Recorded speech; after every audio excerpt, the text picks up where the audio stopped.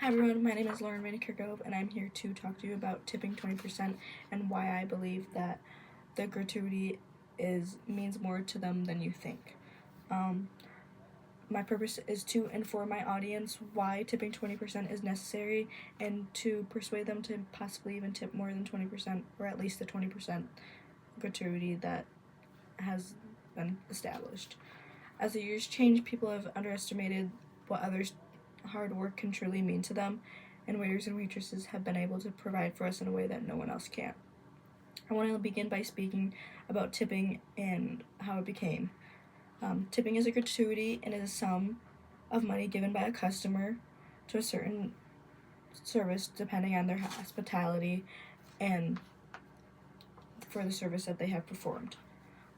The average tip around the world changes drastically depending on the server's amount that they are paid hourly. In the US, a waiter's salary is between 75 and 100% of their tips, and then an average tip is 17 to 20%. Tipping became a thing in the 1850s in Europe when wealthy people gave their servants a gratuity based off of their performance. Americans then brought it back to the States because they wanted to feel aristocratic, and they always are taking Europe's ideas. The Fair Labor Standards Act was established, which placed down the federal minimum wage, the 40-hour work week, and banned child labor. In 1942, the Supreme Court ruled that if an employee earns a tip, that it is theirs to keep. And in 1966, Congress passed the Tip Credit Act, which allowed restaurants to pay their servers a sub-minimum wage, which is a wage paid to a service industry employee. Here's why I believe you should tip 20%. Their salary is my first.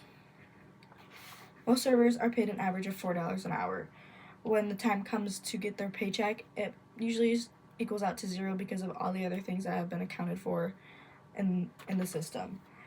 To compare, a Canadian server is paid $15.50 an hour compared to a US server that is paid only $4 an hour. Raising a server's hourly wage obviously weighs how much their expectance is of a tipping percentage, and in the US it just so happens that it's so low that they need a higher percentage of tipping. So this is an example of lower tipping percentage, and it shows the difference between a Canadian and a US server. Changing a server's salary will take away from their ability to make more money. Servers usually have their regulars, and they know how much they're going to tip them, and they rely on those tips, and they rely on that money, and it can take away highly from the amount of money that they're making if their wage was changed, because that means that they could take away tipping and all. Season change is also a factor that comes into play.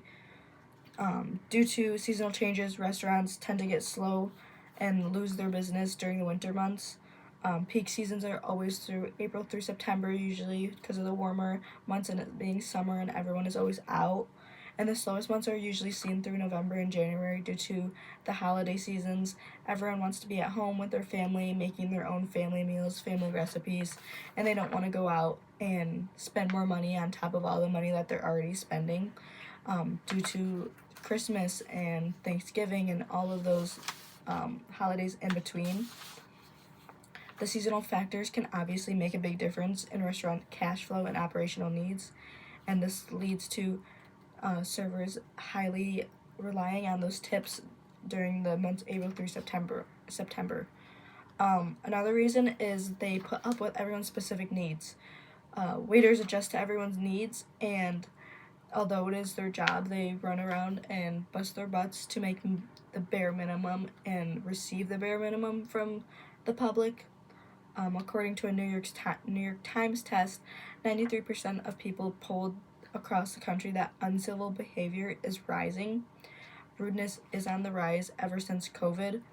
The pandemic allowed for people to be isolated for too long from the public, and this led to rude behavior and people getting mean and not understanding that your words hurt others. 68% of those people found this to be a major problem, and since the pandemic, they have obviously seen the rise from all this. Servers put up with the public constantly, and they always have to end the day with a smile on their face no matter what. I am a server, and I personally have gone through that. Most servers didn't grow up and think, I'm going to be a server, that's what I want to do when I grow up. Most people are growing up thinking they're going to be astronauts, police officers, firefighters, a nurse, a doctor. They did not think that they were going to be placed into a restaurant making $4 an hour and relying off of tips to get it through their week.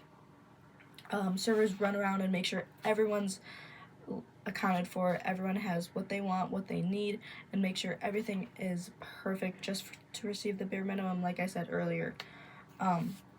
Servers don't deserve this, and they are human beings too, and therefore they deserve getting paid more by you.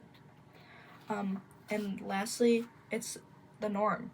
Tipping has become an overall social norm, and people have tipped based off their performance for the longest time. Tipping is also a way to express their appreciativeness. 20% is seen as a fair compensation for the work that they do.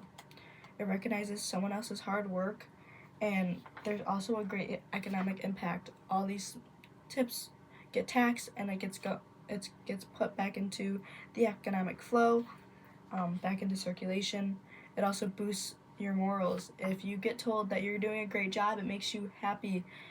Anytime that you are complimented or told that you're doing a great job, it makes you want to work more, work harder, and work towards being a better person.